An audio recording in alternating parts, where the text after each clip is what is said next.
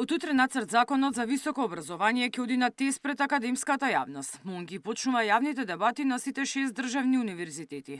Додека ресорната министерка тврди дека строгите критериуми и Шангајската листа се патот до квалитет, дел од филата веќе алармира дали државата со овие реформи навлегува во универзитетската автономија. Министерката неколку пати порача дека текстот е прикачен на Енер, а секоја критика или сугестија ќе може да се испрати по електронски пат до МОН.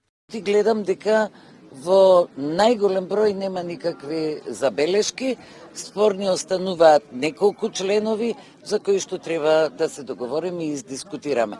Но потенцирам, како што веќе и кажав, ние веќе немаме време да си играме со образование и наука, немаме време за просечни и подпросечни резултати кои не доведоа во оваа ситуација, мора да тргнеме напред. Кратењето на студиските програми е една од спорните одредби за дел од студентите и професорите. Во Македонија има 34 високообразовни установи на кои има вкупно 1300 студиски програми. Според новиот закон ќе се ревидираат оние кои нема да исполнуваат услови ќе се укинат, но тука не спаѓаат оние студии кои се од национално значење за државата, без оглед колку студенти годишно се запишуваат. Реакциите од филата главно се однесуваат и на построгите критериуми за напредување, односно изборот во научни звања кој предвидува објавување на научни трудови во меѓународни списанија со импакт фактор.